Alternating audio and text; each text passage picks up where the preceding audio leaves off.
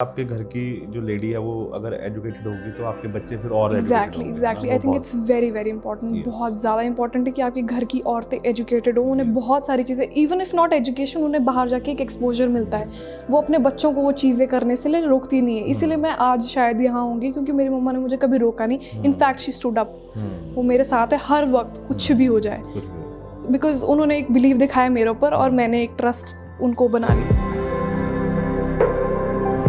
मैंने ना एक कार्डी बी की बात सुनी थी कि उससे पूछा था कि अगर आप और औरतों को इंस्पिरेशन देना चाहोगे तो आप क्या कहोगे कि ऐसे जैसे वो खड़ी है आज, वो कैसे खड़ा जाए वैसे। उसने बस एक चीज़ कहा था कि मैंने फिगर आउट किया, तुम भी करो।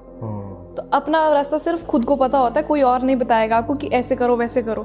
ना ही किसी की सुननी चाहिए, जो खुद को सही लगे अपने तरीके से करना चाहिए। बिल्कुल, वो जो बताएगा वो उसका खुद का एक्सपीरियंस होगा। हाँ, और हर किसी के पाथ्स अलग होते हैं, हर किसी का व्यू अलग होता है, और हर किसी का सक्सेस रेट भी अलग होता है। कि मेरा इतना वेट ज़्यादा था कि मैं खाता रहता था ना, जैसे लोग एक एक पूड़ी खा रहे हैं, दो खा रहे हैं, मैं 10 पूड़ियाँ खा रहा हूँ, है ना। मैं भी है ना, मैं कुलचा खा रहा हूँ तो 3 10 4 कुलचे खाई जा रहा हूँ, है ना। तो हॉट डॉग खाने बैठा हूँ या बर्गर खाने बैठा हूँ तो 2 3 खा जाने हैं, है ना। तो वो चीज़ क्या हो गई है कि अब कि अगर मैं थोड़ा सा भी खा लूँ ना तो वेट बढ़ जाता है।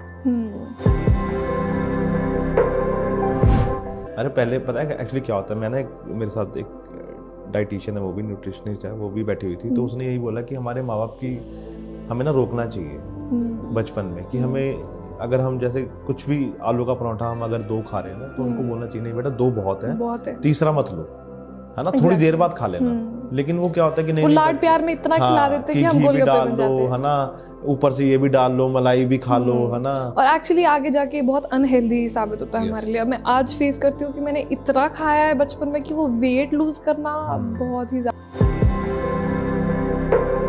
आई थिंक जिम से भी मुझे बहुत इस चीज़ का हुआ है। जिम से पहले मैं एक कांस्टेंट वेट पे थी, मेरा 65 से ज़्यादा बढ़ता नहीं था।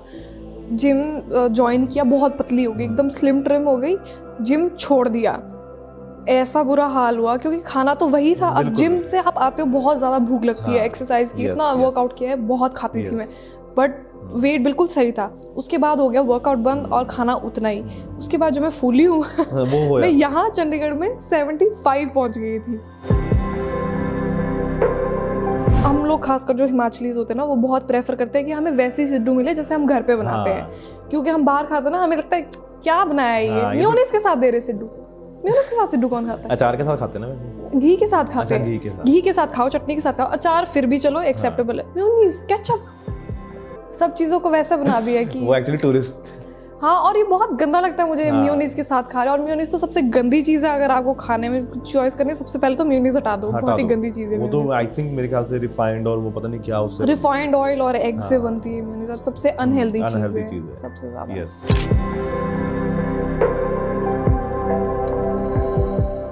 क्या हाल है भव्या? बढ़िया, आप बताइए।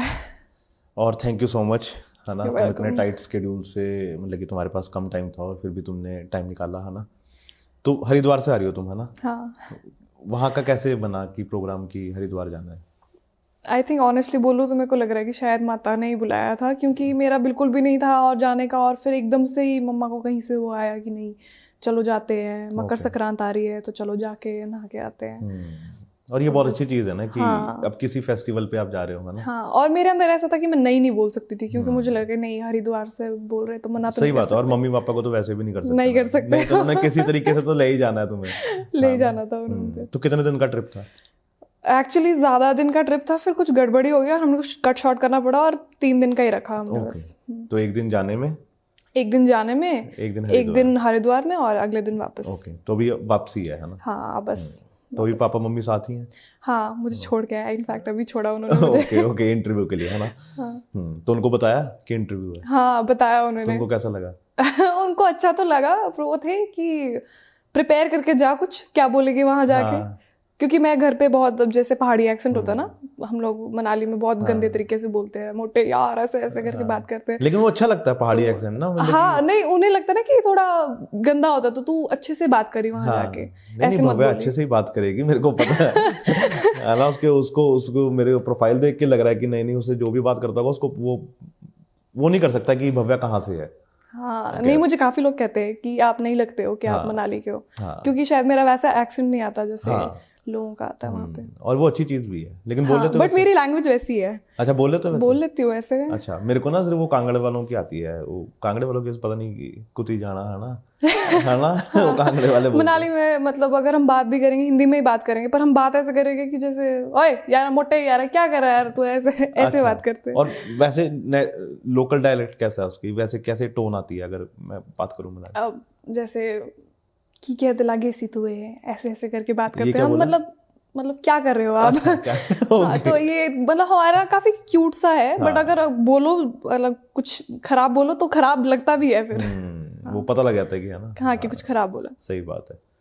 तो भव्या पहले बात करते हैं अभी जो एक टाइटल जीता तुमने है ना, सेकंड रनर अप है ना, विंटर कार्निवल में है ना, तो इट्स अ लोकल वहाँ पे होता है, it's a national pageant? It's a national pageant. Okay, तो हर साल होता है ये? हर साल होता है, विंटर्स में इसी टाइम होता है। ओके, और ये 6 को कौन से 2 तारीख से स्टार्ट होता है और 6 तारीख को लास्ट होता है। Every year? हाँ एवरी ईयर। ओके, तो ये क्यों सोचा कि मुझे पार्टिसिपेट करना चाहिए? आई थिंक बहुत टाइम हो गया था मैं स्टेज पे चढ़ी नहीं थी, और एक अंदर से मतलब इससे लास्ट टाइम एक रिजेक्शन मिला था, तो वहाँ से बहुत ज़्यादा डिप्रेस्ड फील कर रही थी कि शायद, क्योंकि 3 बार जीतने के बाद एक बार कहीं बंदा हार जाए तो झटका लग जाता है कि ये क्या हो गया। तो उसके बाद अब मेरे पास इतनी हिम्मत नहीं थी, और खासकर लोकल जगह पे जहाँ पे लोगों को पता लगना था कि मैं हारूंगी या जीतूंगी, लोगों ने बातें बनानी थी कि यार ये तो बाहर जाके बड़ी जीतती है, यहाँ पे तो हार गई। तो उस चीज़ के लिए अपने आप को शायद प्रूव करने के लिए और खुद भी ये देखने के लिए कि क्या होता है, मेरी मम्मा ने मुझे कहा था कि देख ले, अगर तुझे करना है, लोग हो सकता है जीतेगी तो भी बातें बनाएंगे, नहीं जीतेगी तो भी बातें बनाएंगे। तो मैंने बस मम्मा को यही कहा कि मम्मा मैं जीत हार दोनों के लिए तैयार हूँ, पर मेरा फोकस रहेगा सिर्फ क्राउन पे, कि मैं जीत के लाऊंगी। और आई थिंक वो मम्मा ने नहीं, और वो अच्छी चीज़ है ना कि जैसे लोगों ने तो बोलना है, हमारा काम है सुनना और इधर से निकाल देना। लोगों की तो आप सुनोगे तो फिर तो आप कुछ नहीं कर पाओगे, बिकॉज लोग किसी भी चीज़ में खुश नहीं होते।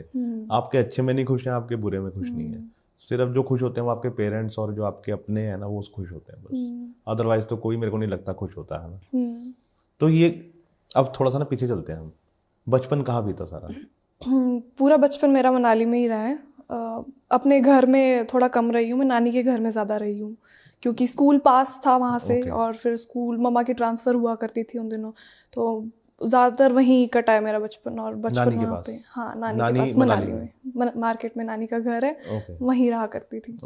सी जहाँ पे हम छुट्टियां मनाने नहीं जा सकते, वहाँ पे तुमने बचपन मनाना कितना वो लगता है ना। मेरे को तो ऐसे सुन के बड़ा अजीब लगा, मनाली में यार हम कभी 2 साल में एक बार जाते हैं और तुम वहीं पे रहती हो ना। हाँ, उन दिनों मनाली की बात अलग हुआ करती थी, जब छुट्टियां होती थी 3 महीने के लिए हमारे स्कूल बंद होते थे। जनवरी, फरवरी, मार्च में खुलते थे स्कूल, और उस टाइम बर्फ़ भी बहुत ज़्यादा पड़ा करती थी, तो मनाली मार्केट पूरा भर जाता था बर्फ़ से। और फिर हम अपने गर्म कपड़े लगा के, गर्म शूज़ लगा के मम्मी तैयार करके भेजती थी बाहर। एक प्लास्टिक का लिफाफा या एक टायर का ट्यूब लेके जाते थे बाहर। वो क्यों? और जहाँ पे भी स्लोप मिल जाता था वहां से नीचे, अच्छा उस पे टायर के ट्यूब पे बैठ के नीचे को स्लाइड। ये शरारतें की है? हाँ की है शरारतें, और यही विंटर का फन होता था। लाइट होती नहीं थी। अच्छा। सारा हाँ, बाहर पानी कई बार जम जाती थी पाइप्स, तो बाहर से बर्फ इकट्ठी करके लाते थे। हमारे वहाँ तंदूर होते हैं, उसके ऊपर रख देते थे बड़ा सा बर्तन, उस पे पिघालते थे बर्फ को, वो पानी बन जाता था। तो वैसे यूज करते थे। ये भी स्ट्रगल रही है ना। वो बात मजे की बात थी, अब आजकल नहीं है वो ना, तो मिस होता है कि यार वो टाइम ही अलग था, वो बात ही अलग थी। सही बात। 9-9, 10-10 दिन इलेक्ट्रिसिटी नहीं होती थी। अच्छा, इतना कट ऑफ हो जाता था? हाँ, सिर्फ कैंडल्स पे। और उस टाइम मोबाइल फोन्स इतने होते नहीं थे। कोई कार्ड्स खेल रहे हैं, कोई शरारतें कर रहे हैं, कोई घर खेल रहे हैं, अंदर बैठ के बहुत कुछ करते थे। तो वो दिन बहुत अच्छे थे। सही बात है। So you are your elder one या सिंगल चाइल्ड? नहीं, मेरे से छोटा भाई भी है, पर मैं बड़ी हूँ। Okay, you are elder one. या तो तुम पैम्पर्ड हो ज्यादा? नहीं, हाँ सॉर्ट ऑफ पैम्पर्ड भी हूँ। फर्स्ट चाइल्ड थी घर का, तो सबने बहुत प्यार भी दिया। पूरी फैमिली बहुत प्यार करती थी, ऊपर से थी चबी सी, मोटी सी, गोलमोल, तो बहुत प्यारी थी सबकी। हाँ, मेरे भाई को इतना प्यार नहीं मिला। बचपन में ना जो मैं खुद मोटा था ना, तो लोग ना ऐसे ऐसे बहुत करते हैं ना। हाँ, मुझे तो कहते तू इतनी मोटी थी कि तेरे को उठाना भी मुश्किल हो जाता था, इतनी मोटी। अच्छी बात है ना, बच्चे हेल्दी थी इसका मतलब। हाँ, बहुत। तो वो अच्छी चीज है कि सेहत तुम्हारी अच्छी थी। हाँ, पर छोटे से मैं चंडीगढ़ भी बहुत आया करती थी उस टाइम। हाँ, मेरे मम्मा पापा का यहाँ बहुत आना जाना रहता था। एक्चुअली उनकी लव स्टोरी यहाँ से स्टार्ट हुई थी, चंडीगढ़ से। हाँ, दोनों थे वहीं के, बट यहाँ पे उनका मिलना जुलना, प्यार व्यार सब यही स्टार्ट हुआ। तो ये बताओ थोड़ा सा कैसे मिलना हुआ?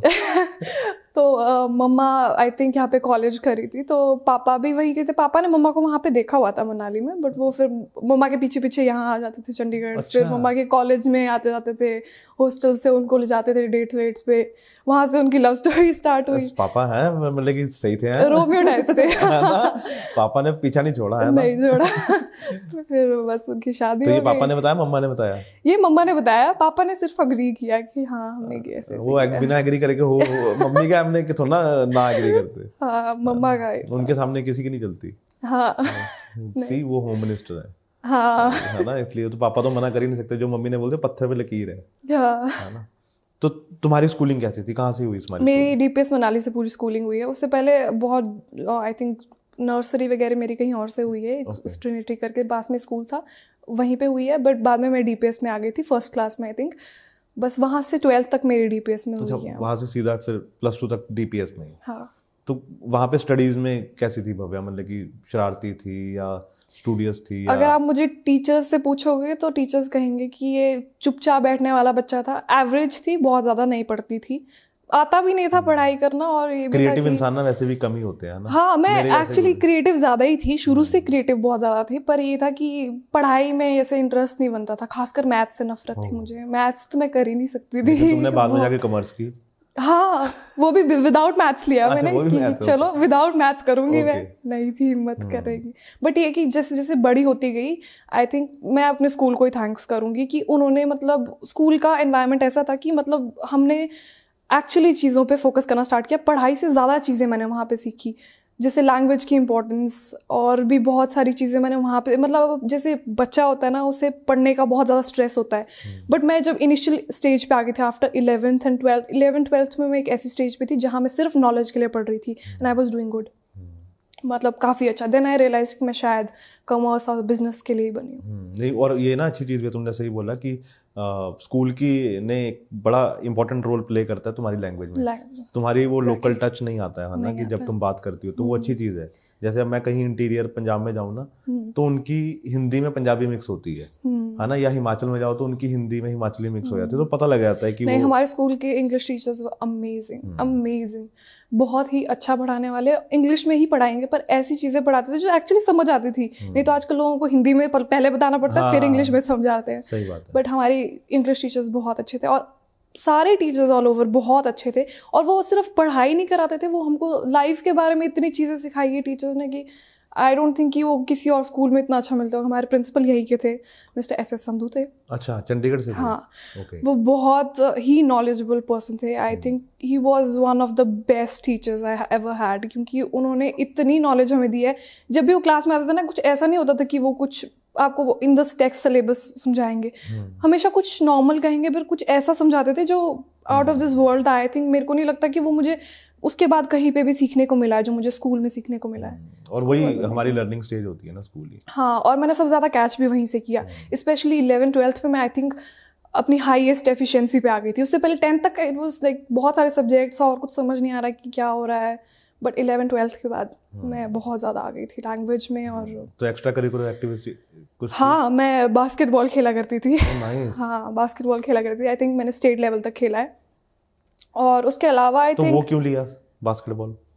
बास्केटबॉल एक्चुअली मेरी हाइट जैसे आप देख सकते हो, वो मेरे पेरेंट्स की देन है। मेरे पेरेंट्स ने कहा, मतलब मेरे पेरेंट्स बहुत एवरेज है हाइट में। मेरी फैमिली में सारे छोटे छोटे से, इतने लंबे कोई नहीं है। इनफैक्ट मैं अपने पापा जितनी हूँ। तो मेरी मम्मा शुरू से कहती कि लड़कियों को लंबा होना चाहिए। तो उन्होंने मुझे डांस क्लासेस के लिए फोर्स किया कि तू डांस क्लासेस जा, स्ट्रेचिंग कर, बास्केटबॉल खेल, स्विमिंग खेल। आज मुझे तीनों चीज़ें आती क्योंकि उन्होंने ही मुझे प्रेशराइज किया।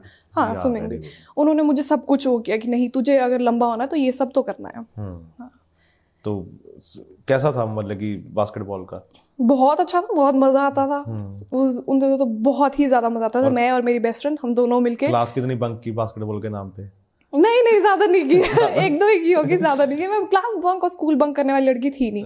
मैं डरती थी बहुत ज्यादा, डरपोक जैसी बच्ची थी मैं। शरीफ थी, ऐसे कुछ डेलिबरेटली अगर कोई शरारत करूँगी ऐसे डेलिबरेट नहीं करती थी। और मैं गिल्टी हो जाती थी एकदम से अगर मेरे को डांट पड़ जाएगी शरारत की है तो। मैं शरीफ बच्चा साथ में रोना शुरू हो जाता था? हाँ, बहुत रोना आता था। इतनी इमोशनल बच्ची थी कि क्या बताऊँ मैं। तो फिर ये डांस का, बास्केटबॉल, ये सब इकट्ठा चल रहा था? हाँ, डांस भी बहुत किया है मैंने स्कूल टाइम पे। मतलब आई थिंक मेरी एक डांस टीचर होती थी हमारी, और वो अभी तक मुझे मेरे साथ इन टच में, तनुजा मैम, वो बहुत अच्छा डांस सिखाते थे।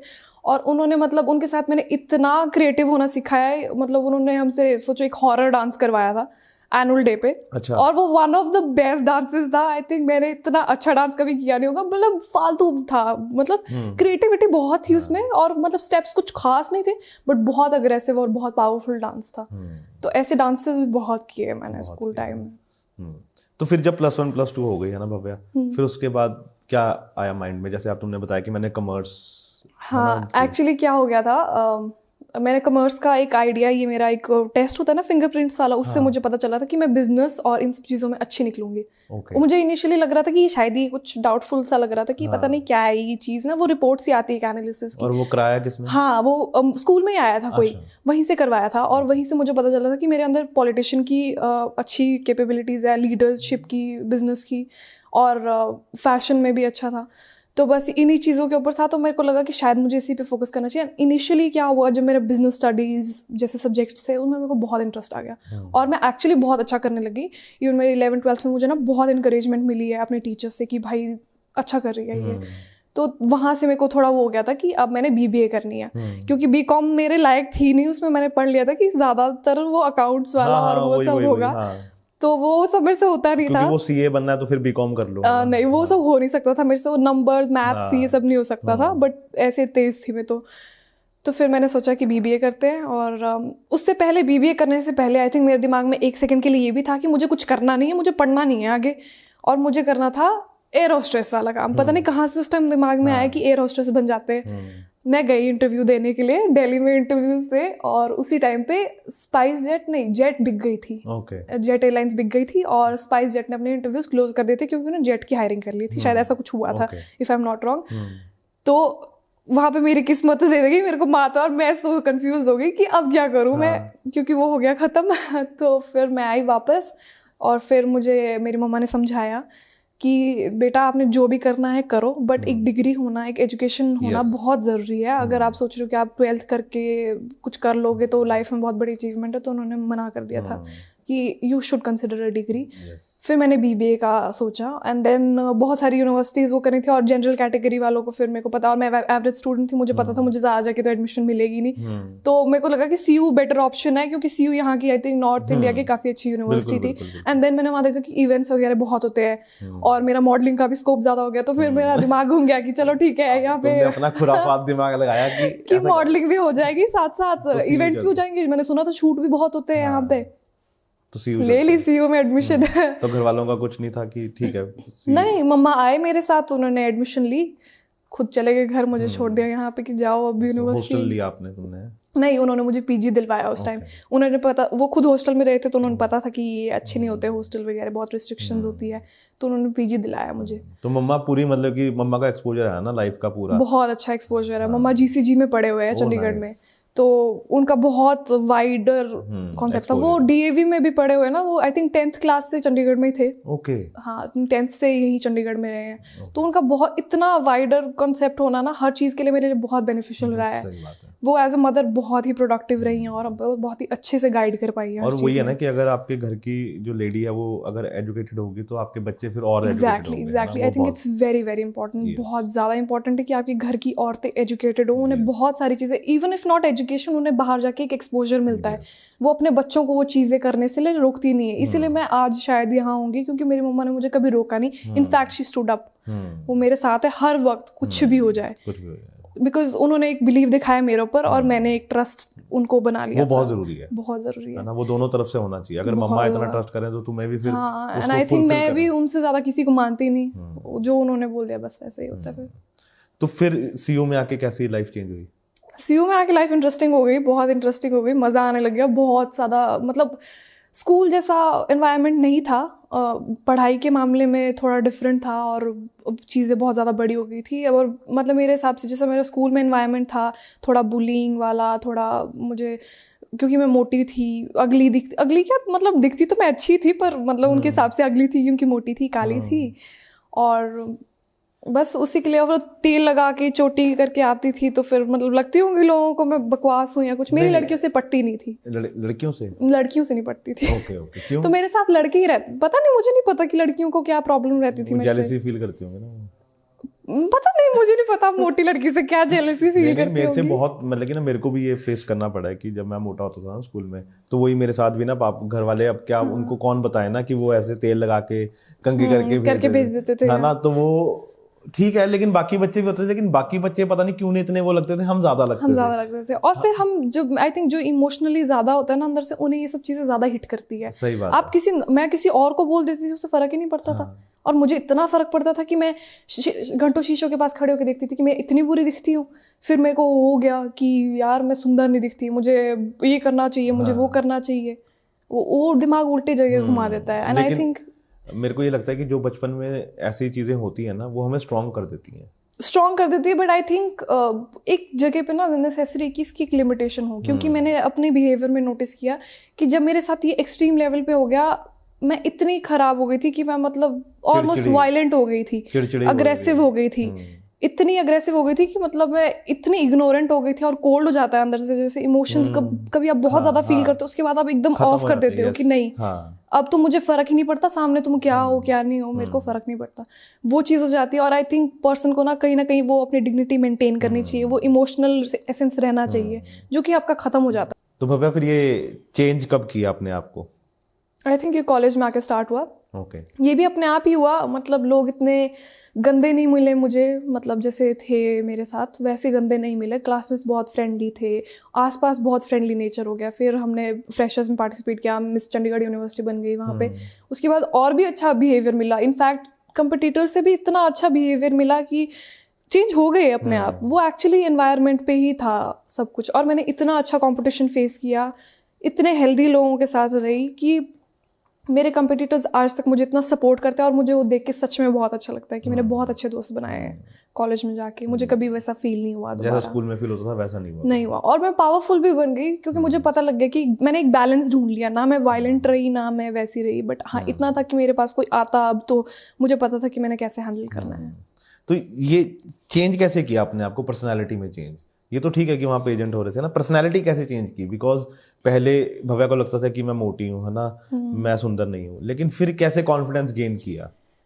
कॉन्फिडेंस देखो धीरे धीरे ही आता है किसी के अंदर, ऐसे रातों रात तो नहीं आता। बहुत टाइम लगा कभी खुद को सुंदर बनाने में कि हाँ मैं सुंदर दिखती हूँ तो अब मेरे को शायद वो लगेगा। और एक्चुअली ऐसा ही हुआ मेरे साथ। जब मैंने मेकअप करना स्टार्ट किया, जब मैं पतली हो गई, जिम ज्वाइन कर लिया, सब कुछ किया, फिटनेस हो गई अच्छे से, बिल्कुल अपने आप को दिखाने लगी, पूरी ग्रूमिंग की अपने आप की खुद की, तो ऑब्वियसली कॉन्फिडेंट फील होने लग गया। मम्मी का क्या रिएक्शन था? मम्मा मेरे लिए बहुत सपोर्टिव थी, क्योंकि मम्मा को पता था मैंने मेंटली बहुत ज़्यादा टॉर्चर सहन किया था एज अ टीनेजर। मेरे को बहुत स्ट्रगल्स थे। और फिर होता ही ये टीनेजर में ये सब चीज़ें बहुत कॉमन हो गई है आजकल तो।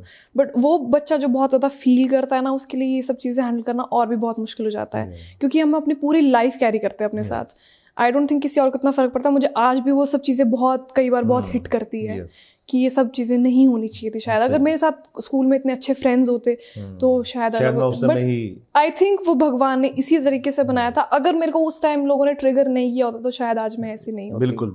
तो शायद मैं वैसी मोटी सी चबी सी खुश थी मैं उसी में। बट आज मैं ग्रूम्ड हूँ, आज मैं सब कुछ अच्छे से कर पाती हूँ और कॉन्फिडेंट हूँ इसीलिए हूँ क्योंकि मेरे को उस टाइम पे ये टॉर्चर सहन करना पड़ा है। सही बात है। तो अब बेचारे वो स्कूल वाले लड़कों का बुरा हाल होता होगा ना? आई डोंट नो मेरी अभी ज्यादा लोगों से स्कूल में बात नहीं होती। क्या पता वो तुम्हें बिना फॉलो किए स्टॉक करते हो ना? हो सकता है, आई डोंट नो, मुझे नहीं पता कौन कौन मुझे स्टॉक करता है। बट वैसे पता लगा कभी कि किसी स्कूल में कोई लड़की थी जो तुमसे ठीक से बोलती नहीं थी, अब वो आजकल बोलती है यार भव्या तो बहुत ऐसी हो गई है, भव्या तो ऐसी है? सुना तो है मैंने, इनडायरेक्टली सुना है जरूर। बट हाँ ऐसा होता था जो अब मैं उस टाइम पे एज अ टीनेजर इतनी फैशनेबल और इतनी अच्छी ड्रेसिंग सेंस नहीं थी, कुछ भी लगा के चल पड़ती थी ना। तो जब लगा के चलती थी लड़कियां ऐसे हाँ करके हंसने लगती थी जहाँ से भी मैं क्रॉस करती थी। तो जब मैं ग्रूम्ड हो गई, जब मैं कॉन्फिडेंट हो गई तो मैं हंसती थी उनके ऊपर बैठ के। वो भी अपने 4 लोगों का ग्रुप बना के ऐसे बैठ के हंसती थी, मैं भी वैसे ही हंसने लगी। मेरा टाइम है ना, कि अब मेरा टाइम है, अब तुम चलो मैं हंसूंगी।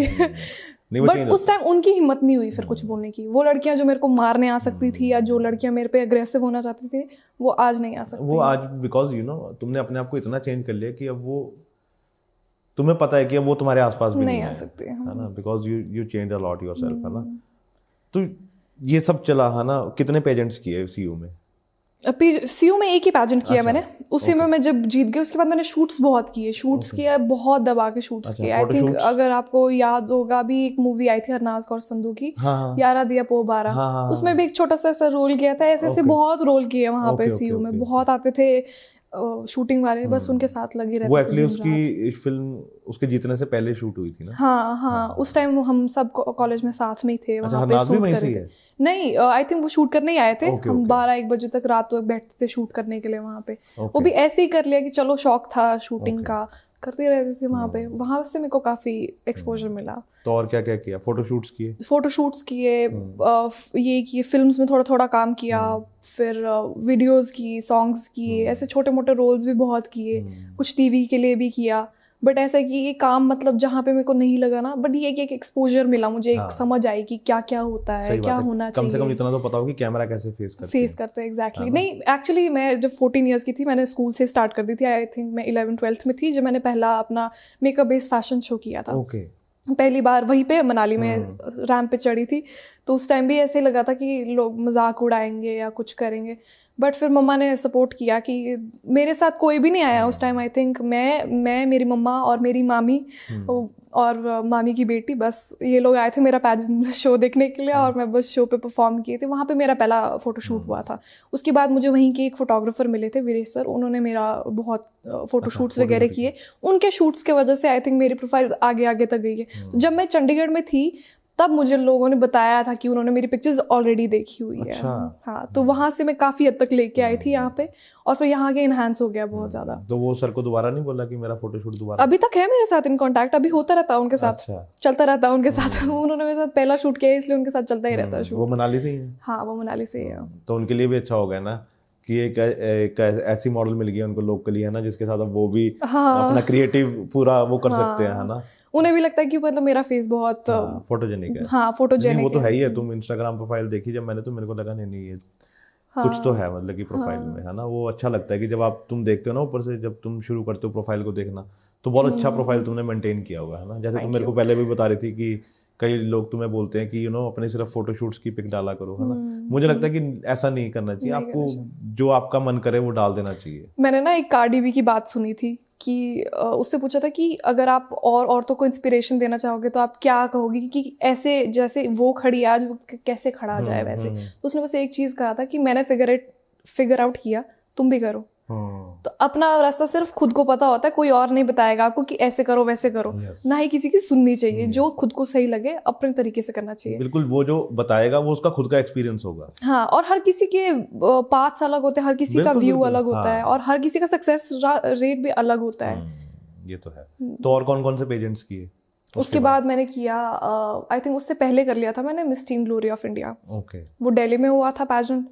उसके लिए भी बहुत तैयारी की, घर से बोल दिया था कि मतलब जाना है ऐसा ऐसा करके। मम्मा ने एग्री कर दिया कि चलो ठीक है, तुझे करना है तो तू कर ले। मम्मा और मैं ही गए। पापा उस टाइम इतना सपोर्ट नहीं कर रहे थे इस चीज़ पे। पापा कह रहे थे कि नहीं, रिस्क हो सकता है या कुछ। तो हम दोनों ने रिस्क लिया, हम दोनों गए, किया और बन गए वहाँ जाके। फिर उसके बाद मम्मा को और थोड़ा हो गया कि नहीं, अगर ये लड़की कर रही है तो फिर अच्छा ही कर रही होगी। फिर उससे पहले मैं मिस डीपीएस जीती थी स्कूल में, और वो भी बहुत रैंडम था। मतलब ऐसा था कि उससे पहले मिस डीपीएस जीतने से पहले मैं Miss Teen Glory of India जीत गई थी। तो उसके बाद मैं मिस डीपीएस पे जब आई तो मुझे ऐसा लग रहा था कि पता नहीं क्या होने वाला है। ऐसे ही था, छोटा मोटा पैजेंट, बट ये था कि हमारे स्कूल का लेवल काफ़ी अच्छा था। हमारे स्कूल की जो एक नॉलेज और कंसिस्टेंसी वो बहुत अच्छी थी उस टाइम पे, मतलब।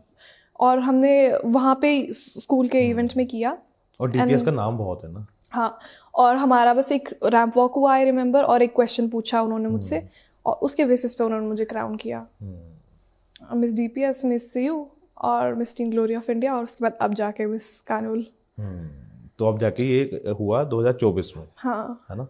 उसके बीच में वो कोविड वाला ब्रेक आ गया ना, तो फिर उस टाइम बहुत शूट का चंडीगढ़ में थी उस समय या मनाली थी? मनाली चली गई थी वापस। एक्चुअली क्या हुआ था, कोविड से पहले मैं काफ़ी बीमार हो गई थी। मैंने यहाँ पे शूट्स वगैरह कर रही थी, पर मैं उस टाइम एफिशिएंट नहीं रही थी, मैं बहुत बीमार हो गई थी। आई थिंक 10-15 दिनों के लिए मुझे वो कैनुला लग गया था और रोज 2-2 इंजेक्शन लगते थे, काफी बीमार हो गई क्या थी। इतना खाना बंद कर दिया था क्या यहाँ पे? खाना नहीं, यहाँ का शायद पानी सूट नहीं किया मुझे इन्फेक्शन हो गया और फिर मैं घर में रही काफी देर के लिए। फिर मुझे पता चला कि वो कोविड वाला हो गया है तो कॉलेजेस बंद हो रहे हैं, कॉलेजेस बंद हो गए, बस उसके बाद से मनाली में ही रही। फिर सारा ऑनलाइन हो गया, हमारे तो मजे लग गए ना, और ऐसा लग गया पर लाइफ में एक ब्रेक आ गया, ना शूट्स हो रहे हैं, क्रूज आना बंद हो गए क्योंकि लोगों का अलाउड नहीं था इतने लोगों का चलना, बस जिम जाओ, घर जाओ, खाओ पियो, बस वैसे चल रही थी जिंदगी, पकौड़े बनाओ घर में। हाँ 2 साल तक ऐसी चलती रही और कब डिग्री खत्म हुई पता ही नहीं चला। ऑनलाइन ही खत्म होगी? आई थिंक लास्ट का 1 सेमेस्टर लगा था, उसमें भी ऑप्शन था अच्छा कि ऑनलाइन या ऑफलाइन, लेकिन तुमने बस तो नहीं, मैंने तब ले लिया था, तो मैंने बोला कि हो गया बना लिया, बहुत हो गया, अब चलते हैं, थोड़ा सा मजा तो करें, थोड़ा हाँ कॉलेज लाइफ तो देखें। सही बात है, घर से क्योंकि मेरे कॉलेज लाइफ के शायद सिर्फ 6 मंथ्स जिए थे, उसके बाद कोविड लग गया था, तो फिर लास्ट के थोड़ा 6 महीने आई, उस टाइम भी इतना ज्यादा कुछ हुआ नहीं, उस टाइम फिर फ्रेंड्स और ये सब चीजों में ज्यादा हो गया, फिर बंक मारे, फिर बंक ही मारे, सच में बंक मारे। कॉलेज में थोड़ी शरारत, वो जरूरी है अभी, आपके पास ना लाइफ का हर एक्सपीरियंस होना चाहिए, है ना। कल को तुमसे कोई, जैसे अब पापा मम्मी ने तुम्हें कहानी बताई ना कि पापा ऐसे आते थे, तो तुम क्या बताओगी, है ना।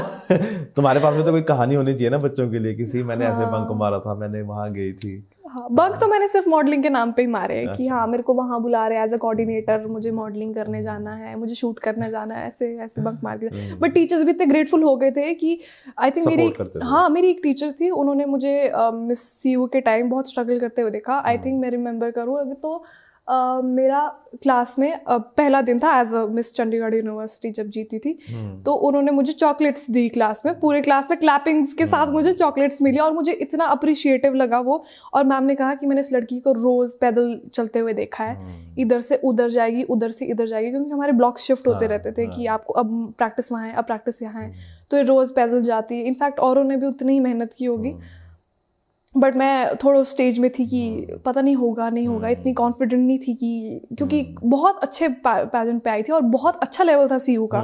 टू बी वेरी ऑनेस्ट मैंने उतना अच्छा लेवल देखा ही नहीं। सीयू में बहुत अच्छा क्राउड है, बहुत अच्छा लेवल था। हमारे कोऑर्डिनेटर्स बहुत ही ज्यादा प्रोफेशनल थे, हमारा मॉडलिंग का जितना भी प्रैक्टिस होता था बहुत प्रोफेशनली होता था। और ऐसे मतलब मेरा ऑडिशन भी बहुत खतरनाक तरीके से हुआ था, 10 लड़के इधर, 100 लड़के इधर, 100 लड़कियां इधर, बोला हो जाओ वॉक करके आओ। मैं तो डर गई, मैंने सोचा इतने सारे लोगों के बीच में वॉक कराएंगे, वॉक की, उन्होंने मेरे को सिलेक्ट कर लिया। बस उसके बाद से हमारी रोज शाम को 4 बजे से लेकर सुबह 4 बजे तक प्रैक्टिस होती थी। अच्छा। रोज 1 महीने तक, 1-1.5 महीने तक हमने प्रैक्टिस की और उसके बाद शो हुआ हमारा। बट इनिशियली ऐसा हो कि हम हमसे ज्यादा अच्छी लड़कियां भी होती है, कहीं मुझे भी इतना कॉन्फिडेंट नहीं था कि भाई मैं जीतूंगी नहीं जीतूंगी, क्योंकि इतनी 100 लड़कियां थी उस पैजेंट में और इतनी सुंदर, मेरे हिसाब से तो भाई ये भी सुंदर है वो भी सुंदर है, बट इनिशियली एक करके डाउन होती है ना, वो आपको फिर ब्रेन भी देखते हैं ना उस। हाँ, कोई लड़की अगर दिखने में सुंदर है तो उसका शायद दिमाग वैसा नहीं चलेगा, और कोई दिमाग वैसा चल रहा है तो शायद उसको वॉक नहीं आएगी, ऐसी ये चीजें पूरा बैलेंस होना चाहिए। हाँ, और ये बैलेंस मुझे शायद लगा कि मैं उसी चीज में जीती कि मेरी वॉक शुरू से अच्छी थी, क्योंकि मैं मॉडल थी तो मेरे को पता था कि वॉक कैसे करना, और मेरा वॉक में ही था ज्यादा, वॉक में मैं अच्छी थी बस। और फिर दिमाग तो शायद आई थिंक बिकॉज़ स्कूलिंग वैसी थी, है ना, स्कूलिंग वैसी थी, डेफिनेटली स्कूलिंग वैसी थी, और मुझे आंसर्स देने आते थे, शुरू से आते थे। इनफैक्ट अभी भी ऐसा है कि मेरे को कोई भी क्वेश्चन थ्रो करो तो मैं बहुत सोच समझ के दे सकती हूँ। नहीं, वो मैं देख भी रहा हूँ, तुम जो अभी मैं इतनी देर से बात कर रहा हूँ बिल्कुल एकदम परफेक्ट हर चीज भव्या बोल रही है ना, मतलब कुछ भी इधर से उधर नहीं जाता है, एकदम परफेक्ट होता है। वो उसको सब स्कूल का कॉन्फिडेंस है एक्चुअली, है ना, वहीं से ग्रूम होते हैं, वहीं से ग्रूम होते हैं, लैंग्वेज वहाँ से आती है। अब लोग बोलते हैं कि आपको हिंदी या इंग्लिश में आंसर दो, तो मैं आई थिंक मैं ज्यादा इंग्लिश में कंफर्टेबल होती हूँ, क्योंकि मेरे को इंग्लिश एक ऐसी लैंग्वेज लगती है जहाँ पे मतलब हिंदी में आंसर देते हैं थोड़ा डायरेक्ट लगता है, क्योंकि लोगों को डायरेक्टली समझ आता है ना। अब अगर आप मेरा इस वाले पैजेंट का भी अगर क्वेश्चन आंसर सुनोगे, बहुत लोगों को समझ ही नहीं आया कि मैंने बोला क्या था। वैसे मुझसे पूछा गया था कि कॉमन मिथ क्या है ब्यूटी पैजेंट्स के बारे में, तो मैंने कुछ ऐसे ही कहा था कि ये हमारा अपने अपने फेयर शेयर्स ऑफ स्ट्रगल्स होते हैं, और लोगों को लगता है कि बहुत आसान है यहाँ आके खड़ जाना और परफॉर्म करना, बट आई थिंक इसके पीछे बहुत लंबी एक स्टोरी होती है, बहुत सारी एक ड्रिवन डिसीजन होता है कि आप यहाँ तक कैसे आ रहे हो। बस इतना ही बोला था मैंने, बट मैंने शायद जिस तरीके से बोला था लोगों को समझ ही नहीं आया कि मैंने क्या बोला था। जज को समझ आ गया था ना? पता नहीं, जज से पूछना पड़ेगा कि उन्हें समझ आया कि नहीं। जज कौन था? वहीं के लोकल थे जज। ओके। तो और अब क्या चल रहा है लाइफ में? अब बस पहले तो आपके साथ सबसे पहली चीज आपके साथ इंटरव्यू में फिक्स हुआ, अब बस मनाली जाएंगे, देखेंगे अब और क्या होता है लाइफ में। तो अभी मनाली में ही बेस बना रखा है? हाँ, मैं सोच रही हूँ कि मनाली में ही बेस बनाऊंगी। हाँ, बीच बीच में जहाँ काम मिलता रहता है उसके लिए मैं ट्रैवल करती रहती हूँ। आजकल तो ट्रैवल करना इजी है करती रहती हूँ, हाँ, और आसान भी है और फिर मज़ा भी आता है कि चलो अच्छा है। बट मनाली में बेस बनाने का एक मेरा ये मोटिव था, क्योंकि मैं यहाँ पे काफ़ी टाइम तक रह चुकी थी, मतलब 2-3 साल यहाँ रही हूँ मैं। तो मैंने देखा यहाँ के हिमाचल के बहुत सारे बच्चे यहाँ के रहते इतने सालों तक, बट आई डोंट थिंक कि वो मतलब सेटल नहीं हो पाते बहुत जल्दी। आई थिंक 25 ईयर्स तक, 26 ईयर्स तक लोग यहीं पे बैठे पढ़ाई कर रहे हैं या घूम रहे हैं, जो भी है। बट मैं वैसी नहीं बनना चाहती थी। मुझे नहीं था कि मुझे बेफालतू में घूमना फिरना नहीं है, मुझे जो करना है मुझे अभी करना है। हाँ, मुझे अभी करना है जो करना है, चाहे मैं बिजनेस करूँगी तो मुझे बिजनेस ही करना है। तो फिर मेरी मम्मा ने सजेस्ट किया कि तू MBA कर ले। तो MBA कहाँ से की? सिम्बोसिस से। अच्छा, सिम्बोसिस से कर रही हूँ। हाँ, वो ऑनलाइन कर रही हूँ मैंने। फिर वही था ना कि अब MBA भी आजकल यहाँ पे बहुत बिजनेस बन गया है, तो फिर मुझे लग नहीं रहा था कि अगर मैं इतने ज्यादा पैसे उस पर इन्वेस्ट करूँ तो उस पर रिटर्न कुछ भी नहीं है। सिम्बोसिस का नाम भी है बहुत, इसीलिए और हार्वर्ड का मेरे को बाद में पता चला कि उनके भी ऑनलाइन होते हैं, तो शायद मैं हार्वर्ड में ले लेती। तो कोई नहीं, दोबारा कर लेना। डबल MBA कर लेना। डबल MBA कर लूंगी। हाँ, ये भी हो सकता है ना। तो अभी फोटोशूट्स वगैरह सब चल रहे हैं? फोटोशूट सिर्फ मनाली से सब कुछ, मतलब हाँ, सब कुछ मनाली में। जैसे मैंने आपको बताया था बादशाह वाला गाना भी वहीं पे आया था। वो कैसे आया? वहीं पे एक हमारे नोन थे, उन्होंने मुझे कॉल करके बताया कि बादशाह का गाना शूट हो रहा है मनाली में, तो तुम्हें आना है। ऐसे मतलब कोई फीचरिंग कास्ट में ही मिलेगी जगह, ऐसा और तो कुछ भी नहीं है। उनकी हीरोइन वगैरह डिसाइडेड ऑलरेडी। तो मैंने बोला चलो ठीक है, अब वेले ही थे वहाँ पे भी, क्या ही कर रहे हैं, बादशाह के साथ बादशाह के साथ गा रहे हैं। हाँ, देख तो आएंगे जाके। हाँ, तो फिर नहीं, मेरे को तो था कि यार बादशाह तो है। और हमारी वो भी ऐसी हुई कि एक्चुअली शूट्स 2 पार्ट में कट हो गया। पहले जो हमारे 2 दिन शूट के थे, उसके बाद कुछ मिसहैपनिंग हो गई थी। बादशाह सर की कोई फैमिली में कुछ इशू हो गया था, उन्हें जाना पड़ गया शूट से। तो हमारा जो पहले शूट हुआ था उसका ज्यादा सीन्स लगे नहीं गाने में। जो बाद में हुआ उसमें कास्ट भी चेंज हो गई थी। तो मैं कंसिस्टेंट थी कि मैं तो जाऊंगी। अच्छा, दोनों मैं गई मैं गई और मैं सर के पीछे बैठ गई, बादशाह सर के पीछे बैठ गई और मैं सीधे गाने में आ गई। तो अच्छी चीज है ना। और मुझे लोग बोल रहे हैं कि भाई तू तो गाने में देखी हमने अभी ऐसे करके। मेरे को लगा था कि लोगों को पता लगेगा कि मैं, बट उसमें मैं दिख रही हूँ कि मैं सर के पीछे बैठी। मैं भी जाके देखूंगा अब। अच्छा है, गाना भी अच्छा था और शूट करने में भी बहुत मजा आया था। कौन थी लीड में उनके साथ? गायत्री भारद्वाज। ओके, वो थी उनके साथ लीड में। वो भी बहुत अच्छे थे, उन्होंने भी बहुत अच्छे से किया अपना काम। पर हमें बहुत मजा आया। हमें HRTC अलॉट हुई थी, तो उसी में सारा ऑलमोस्ट गाना सारा उसी के अराउंड शूट हुआ है। तो हमें तो बहुत मजा आया। इनफैक्ट मेरा लाइफ का द बेस्ट शूट रहा होगा, क्योंकि क्रू बहुत बड़ा था और मतलब कोविड के बाद अब जाके शायद मैंने कोई प्रॉपर क्रू देखा इतने टाइम बाद। क्रू के साथ ना बहुत मजा आता है। बहुत मजा आया। हमारा जितने भी फीचरिंग कास्ट थी, हमारी बहुत अच्छी दोस्ती हो गई आपस में। और फिर हमने जो बस में मजे किए, बहुत ही मजेदार था। आई डोंट थिंक कि उन लोगों ने भी इतने मजे किए होंगे जितने हमने किए। सही बात है, बहुत मजा आया। कितने दिन का था ये? 2 दिन पहले और फिर बाद में 1 दिन का हुआ था, तो टोटल 3 दिन का हुआ था। तो हमने रिज्यूम किया था 1 दिन आके, उन्होंने 1 दिन से शूट किया था। तो ये मनाली के आसपास ही हुआ था? मनाली, रोहतांग पास, सिस्सू, सब जगह शूट हुआ। ओके, तो तुम्हें तो सारी जगह पता होंगी ना? हाँ, हाँ, हमारे लिए थोड़ा नॉर्मल ही था कि हमारे लिए तो ऐसे ही था कि चलो घूमना फिरना भी हो रहा है। तो CU में कभी दोस्तों ने बोला नहीं यार हमें मनाली घुमा दे?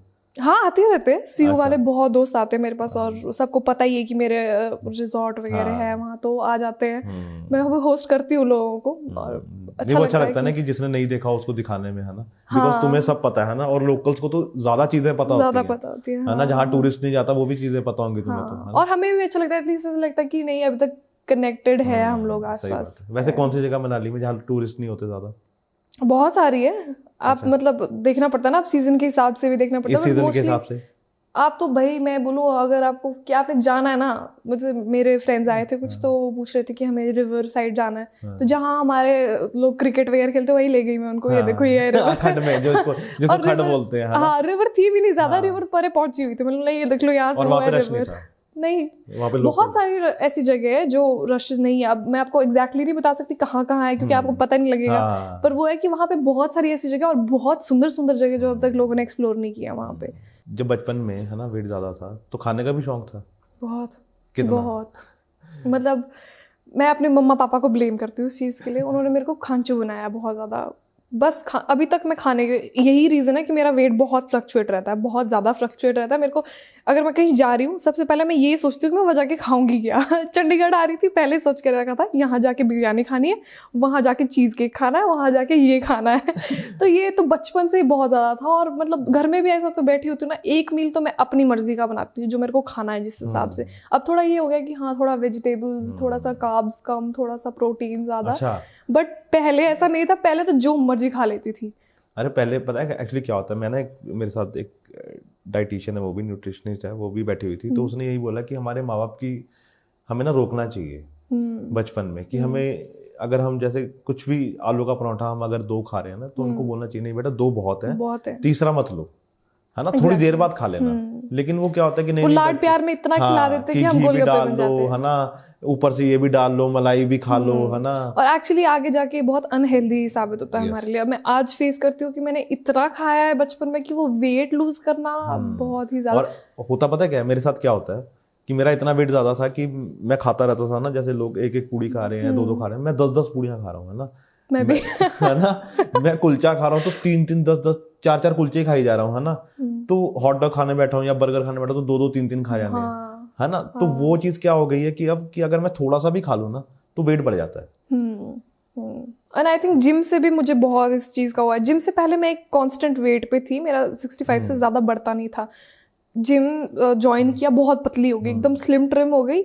जिम छोड़ दिया, ऐसा बुरा हाल हुआ क्योंकि खाना तो वही था। अब जिम से आप आते हो, बहुत ज़्यादा भूख लगती है, एक्सरसाइज की, इतना वर्कआउट किया है, बहुत खाती थी मैं, बट वेट बिल्कुल सही था। उसके बाद हो गया वर्कआउट बंद और खाना उतना ही। उसके बाद जो मैं फूली हूँ मैं यहाँ चंडीगढ़ में 75 पहुंच गई थी। इतना ज्यादा वेट हो गया था कि बस एक मैंने अपने साथ किया ना, वो ये किया कि मैंने एक तो शुगर बंद की बहुत। हाँ, मैंने चीनी बहुत बंद अपनी ना बिल्कुल खत्म कर दी है लाइफ से, कि कभी 2 हफ्ते में एक बार खा लिया, नहीं तो बिकॉज क्या है ना कि अगर मैं थोड़ी सी भी खा लूँ ना तो मेरा वेट ऐसे बढ़ता है। हाँ, मेरा भी। तो मेरे को यही है कि शुगर बंद कर दो, और एक मेरे को किसी और ने बोला कि मैदा बंद कर दो। मैदा, हाँ। हमारे वहाँ तो ये कांस्टेंट हुआ है, मैदा तो बंद हो ही नहीं सकता क्योंकि मोमो खाना है, थुप्पा खाना है, वहाँ का बहुत स्टेपल मील कह सकते हो आप। अगर हमारे पास नहीं है कुछ मनाली में, एटलीस्ट मनाली के लोग रिलेट कर पाएंगे कि वहाँ पे अगर किसी के पास ऐसे मार्केट आए हैं और कुछ नहीं मिल रहा, मोमो थुप्पा खाते हैं, वही जाते हैं खाने के लिए। थुप्पा, वो थुप्पा क्या होता है? थुप्पा वो नूडल सूप होता है। ओके। तो वहाँ पे मतलब बहुत अच्छा मिलता है मनाली में। यहाँ पे तो नहीं इतना मैंने बढ़िया खाया, पर वहाँ के मोमो और थुप्पा वहाँ के मतलब बेस्ट होते हैं। और तो हमारा यही होता है कि कहीं पे भी जाके खाओ। और सिड्डू हर जगह नहीं मिलता, और हम लोग खासकर जो हिमाचलीज होते हैं ना, वो बहुत प्रेफर करते हैं कि हमें वैसी सिड्डू मिले जैसे हम घर पे बनाते हैं। क्योंकि हम बाहर खाते ना, हमें लगता है क्या बनाया है ये, मेयोनीज के साथ दे रहे सिड्डू। मेयोनीज के साथ सिड्डू कौन खाता है? अचार के साथ खाते हैं ना, वैसे घी के साथ खाते हैं। घी के साथ खाओ, चटनी के साथ खाओ, अचार फिर भी चलो एक्सेप्टेबल है। मेयोनीज, केचप, सब चीजों को वैसा बना दिया कि वो एक्चुअली टूरिस्ट। हाँ, और ये बहुत गंदा लगता है मुझे मेयोनीज के साथ खा रहे। और मेयोनीज तो सबसे गंदी चीज है, अगर आपको खाने में कुछ चॉइस करनी है सबसे पहले तो मेयोनीज हटा दो, बहुत ही गंदी चीज है वो तो आई थिंक मेरे ख्याल से रिफाइंड और वो पता नहीं क्या उससे रिफाइंड ऑयल और एग से बनती है मेयोनीज, और सबसे अनहेल्दी चीज है सबसे ज्यादा। यस। तो सबसे फेवरेट शॉप कौन सी है? अगर कभी भव्या का मन उदास हो रहा है, कुछ खाने का कर रहा है, तो कौन सी ऐसी शॉप है मनाली में जहाँ जाती है? बहुत सारी है, डिपेंड करता है मूड के ऊपर। हाँ। या तो भव्या जाएगी चॉपस्टिक्स। अच्छा। वहाँ पे मतलब हमारा बेसिक नूडल सूप वाला होता है, वहाँ पे सारा चाइनीज मिलता है। चाइनीज वहाँ का बेस्ट होता है और हमने बचपन से वही खाया है। मतलब मेरे को जहाँ तक याद है ना, सबसे पुराना रेस्टोरेंट शायद मनाली का वही होगा, चॉपस्टिक्स। वहाँ पे सब कुछ मिल जाएगा हमारी पसंद का। हमें पता होता है कि हमने जाके वहाँ तालू बिन सूप पीना है, बचपन से पता है कि यही पीना है वहाँ जाके। और 1-2 और सूप से जो भाई बहुत अच्छे होते हैं वहाँ के, या तो वहाँ जाएगी, या वहाँ पे एक छोटी सी जगह, थोड़े पैसे कम होंगे तो राजुलामा करके एक जगह है वहाँ पे, वहाँ जाते हैं फ्राइड राइस खाने, चाइनीज खाने। चाइनीज का वहाँ बहुत शौक है, वो खाने जाते हैं। या तो फिर अगर मतलब मन कर रहा है थोड़ा मीठी सा चीजें खाने का, तो फिर हम जाएंगे मोमो थुप्पा वाली दुकान में। वो पीछे एक पूरी एक लेन है, वहाँ पे सब जगह मोमो थुप्पा मिलता है, कहीं पे भी घुस जाओ खा लो।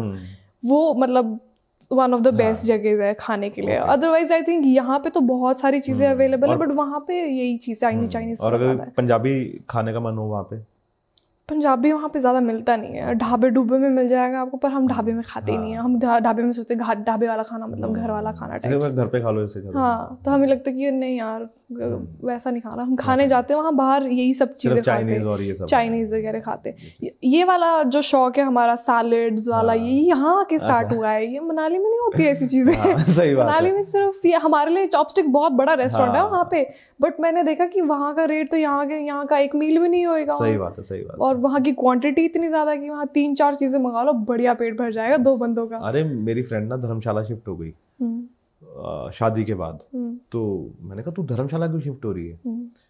कह रही सी देख मैं ना अपने बच्चे को चाहती हूँ कि ये सही रहे, अगर ये प्लेन्स में रहेगा या नीचे रहेगा ना तो इसको पता नहीं क्या क्या खाएगा और क्या क्या होगा ना। धर्मशाला में अब जैसे मनाली में भी या धर्मशाला में भी उसको मैकडी नहीं पता था कितने सालों तक, क्योंकि वहाँ पे था ही नहीं। हाँ एग्जैक्टली, तो उसको मैकडी नहीं पता था। एग्जैक्टली, और वो होना भी नहीं चाहिए। अभी मनाली में KFC खुला है कुछ टाइम पहले, तो भी वहाँ पे मतलब इतने बुरे हाल हो गए कि मतलब लोगों को पता है KFC है वहाँ पे खाने को। नहीं तो हमारे लिए ऐसा होता था कि महीना 2 महीने में एक बार चॉपस्टिक्स चले गए, ओ ट्रीट हो गया, या कभी चंडीगढ़ जाएंगे तो वहाँ खाएंगे। हाँ, हमें पता था मैकडॉनल्ड्स, क्योंकि हम बचपन से पेरेंट्स ने बहुत घुमाया था, तो पता तो था कि मैकडॉनल्ड्स है, पर वहाँ था नहीं। यहाँ पे आते थे तो पक्का खाते थे कि हाँ भाई 2-3 बार तो खाएंगे ही खाएंगे, दिन में एक बार तो खा ही लेंगे मैकडॉनल्ड्स। वो भी लेते थे हैप्पी मील, क्योंकि उसमें टॉयज मिलते थे।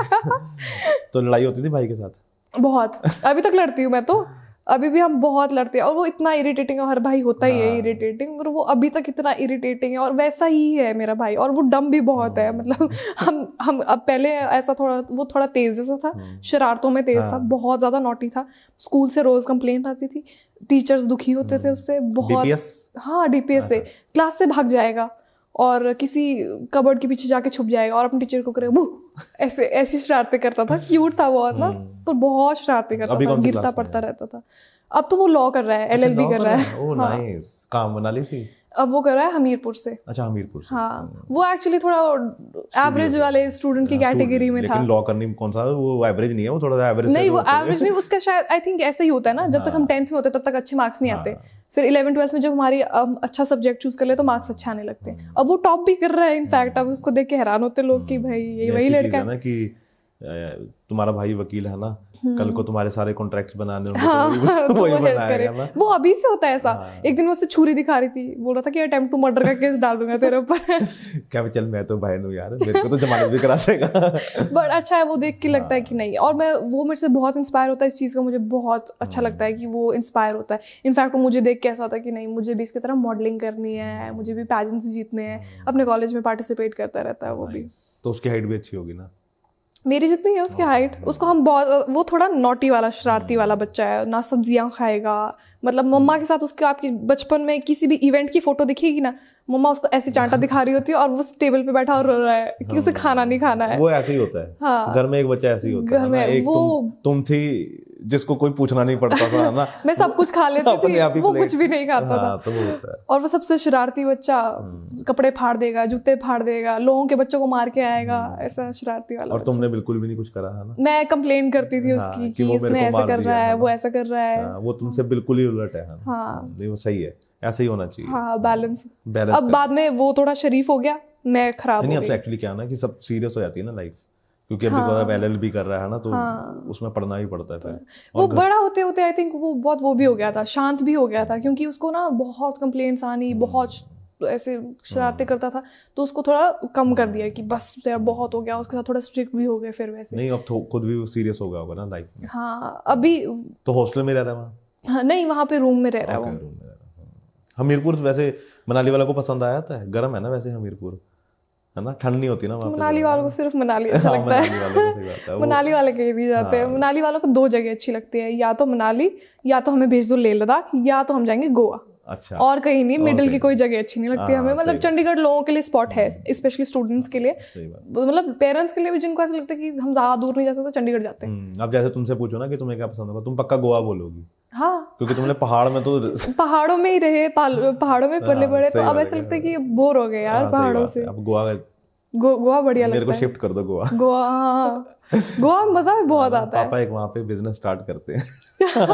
मेरी तो जाती हुई पूरी फैमिली है। अच्छा। पूरी फैमिली गोवा जाएगी और फिर सब साथ में इकट्ठे मजे करते हैं। और मेरे से पूछते भी बहुत लोग हैं कि भाई तेरी नानियाँ क्या करती है वहां जाके। तो नानी क्यों नहीं जा सकती बताओ, हद होगी। अरे वही ना, उन्हें लगता है कि ये टीनेज की फन जगह है, उन्हें पता नहीं क्लाइमेट के लिए जाते हो। क्या मेरी नानी भी टीनेज है? अभी तो जवान हुई है नानी मेरी। क्या वो थोड़ा बुढ़ी हो गई? अरे बहुत फन है मेरी फैमिली, आप कभी मिलोगे ना बहुत मजा आएगा आपको मेरी फैमिली के साथ बैठने में। आपको ऐसा लगेगा ही नहीं आपकी फैमिली के बीच में बैठे हो, ऐसा लगेगा सब ग्रुप ऑफ फ्रेंड्स हैं तो इतने। हाँ बहुत। और मेरी फैमिली ने हर चीज़ में मुझे शुरू से लेकर एंड तक बहुत सपोर्ट किया है, क्योंकि मैं शुरू से बहुत कनेक्टेड रही हूँ अपनी फैमिली में पूरी जर्नी में। तो उन्हें पता था, इसीलिए तुमने शिफ्ट होने की भी सोची ना वापस कि मैं बेस अपना मनाली रखूं। ये था ही मेरे अंदर, और मेरे को था भी अंदर से कि नहीं, मैं एक्चुअली मेरे बीच में ऐसा भी था कि शायद मैं फॉरेन चली जाऊँ, या क्योंकि वहाँ का लाइफस्टाइल बहुत ज़्यादा अट्रैक्टिव लगता है लोगों को यहाँ पे। बट द ट्रूथ इज कि आप यहाँ पे एक्चुअली राजा की तरह जी रहे हो। अरे यहाँ पे राजे हैं हम। हाँ, वहाँ जाके किसी के बर्तन तो नहीं धो रहे हो। सही बात है। और किसी के क्या, खुद के पास ही टाइम नहीं है। और क्या। फिर मैंने सोचा कि नहीं, मुझे शायद अपने पेरेंट्स के साथ भी बहुत बहुत ज़्यादा क्लोज थी मैं, कि मैं अपनी मम्मा को पीछे नहीं छोड़ना चाहती थी, क्योंकि मेरे को पता कि उनकी पूरी लाइफ मम्मा ने इतनी ज़्यादा हमारे बीच में इन्वॉल्व रखी है। इवन अभी तक उनको इतना ज़्यादा, मतलब उनकी कोई सोशल लाइफ ही नहीं है, उनके पास है नहीं कोई घूमने के लिए, नो फ्रेंड्स, कुछ भी नहीं है उनके पास। हम अगर मैं कहीं जाती हूँ तो मेरे को ऐसा लगता है कि यार वो घर में रह गए अकेले, तो या तो मैं उन्हें लेके जाऊँ साथ में, या तो जाऊँ ही ना उनके साथ घर में बैठूँ। तो मुझे तो स्पेशली ऐसा लगता है, मेरा भाई अभी थोड़ा छोटा है ये समझने के लिए, पर मुझे ऐसा था कि अब मैं चंडीगढ़ में नहीं रहना चाहती, मुझे वापस घर जाना है, मुझे अपने पेरेंट्स के साथ रहना है। आजकल तो आप कहीं से ही बैठ के काम कर सकते हो, तो ये अच्छा। हाँ, तो मुझे ये लगा कि काम तो कहीं से भी हो सकता है, और वैसे भी कौन सा हम यहाँ बैठ के बहुत ही कुछ कर ले रहे हैं, तो खर्चे ज्यादा बढ़ रहे हैं बल्कि। हाँ, और वैसे भी जिसने जो करना होता है वो वहीं से बैठ के कर लेगा। वो कोई, या तो ये हो ना कि बहुत अच्छा काम मिल रहा है, हाँ, और रेगुलर है, तो फिर रहने का फायदा भी है। अगर जब पता है कि मैं वहां से भी आ सकती हूँ शूट करने, तो कितनी देर लगती है? 6 घंटे से ज्यादा थोड़ा लगते हैं मनाली से आने। और वैसे भी आई थिंक कि अब तो बहुत ही ज्यादा फैसिलिटेटिंग हो गया है। अब तो ऐसा तो नहीं रहा कि चंडीगढ़। अरे अब तो वो एरिया देखना आप कितना फ्लरिश करेगा, लेह लद्दाख वाला। हाँ, आपके उधर अटल टनल और ये सब चीजें बन रही हैं, उसकी वजह से बहुत ज्यादा टूरिस्ट और ज्यादा आ जाएगा। बट आई थिंक यही एक कॉज भी है जो इतना फ्लड्स वगैरह आने लगे। वो एक और उसका, लेकिन दोनों एस्पेक्ट है ना लाइफ के, अच्छा है तो बुरा भी है, बुरा है तो अच्छा भी जैसे कि अब इन्होंने करवाया था कि 5 घंटे लगेंगे मनाली से चंडीगढ़, 5 घंटे की जगह वो 12 घंटे का रास्ता हो गया है। क्योंकि वो सड़कें खराब हो गई, क्योंकि सड़कें खराब हो गई, एक टनल में पानी भर गया है, पीछे बहुत बुरा हाल हुआ है मनाली का। एक्चुअली बारिश भी बहुत हुई है। हाँ, बारिश भी बहुत ज्यादा हुई है, और आई थिंक वो तो ब्रेव डिसीजंस नहीं थे मेरे हिसाब से, वो टनल्स बनाना है ना, वो तो सब मनाली वाले ऐसे ही बोलते हैं। हाँ, लेकिन ठीक है, हम क्या बोल सकते हैं ना उसको, जो सरकार का डिसीजन है उसमें हम हमारी तो क्या ही चलेगी। हाँ, लेकिन तुम but being a citizen of Manali, मुझे लगता है कि ये एक बहुत बड़ा स्टेप है जो एनालाइज करना चाहिए लोगों को। इनफैक्ट द गवर्नमेंट को पता होना चाहिए कि इससे लोगों पे बहुत बड़ा इम्पैक्ट पड़ता है, जबकि उनको पता है कि मनाली की मोस्ट इनकम सिर्फ होटल्स और ऑर्चर्ड से ही है। हमारी और कोई इनकम है ही नहीं वहाँ पे, कोई जॉब्स नहीं है, कुछ भी नहीं है, या तो अदर एम्प्लॉयमेंट आप ऑफर करो लोगों को, तब तो शायद थोड़ा वो इंक्रीज हो जाएगा। बट नहीं, मनाली हो गया या जितने भी हिल स्टेशंस हैं अपने, उनकी ज्यादातर इनकम टूरिस्ट से ही है ना। और हमारे पास या तो सेब है या तो टूरिस्ट है, अगर दोनों ही नहीं रहे तो फिर फायदा नहीं। अब स्नो नहीं हो रही है, देखो अभी तुम बता रही कि स्नो नहीं हुई अभी तक, नहीं तो आगे 31 को पड़ जाती थी। हाँ, क्रिसमस तक पड़ ही जाती थी, एक स्नोफॉल तो हो ही जाती थी, बट अब नहीं हो रही है। तो कोई आसार है वैसे? हाँ, कोई आसार है वैसे होने के भी? अभी तक तो मुश्किल ही लग रहा है। मतलब है 40-60% प्रेडिक्शन है, पर 40-60 में पड़ती नहीं है वहाँ बर्फ, और वहाँ पे मौसम ऐसे चेंज होता है कि पता ही नहीं लगता है। सही बात है। तो कैसा लगा बात करके? बहुत मजा आया। पक्का? हाँ, बहुत पक्का ना? हाँ, पक्का। अच्छा, वैसे नहीं बोलना कि सिर्फ मन नहीं, करने के लिए। पक्का ना? हाँ, पक्का। थैंक यू सो मच भव्य, और मेरे को बहुत अच्छा लगा बात करके। आई होप कि तुम जब आगे अपने और 3-4 रिजॉर्ट खोलो या ऑर्चिड खोलो ना, तो हमें एक पेटी भेज देना, है ना? जरूर भेजेंगे ना, खुद ही लेके आएंगे आपके पास। डन। जब भी तुम चंडीगढ़ आओ कभी भी आ सकते हो आप ऑफिस, है ना? ठीक है सर। कॉफी कैसी थी? बढ़िया थी, मजा आ गया। Thank you so much. Welcome.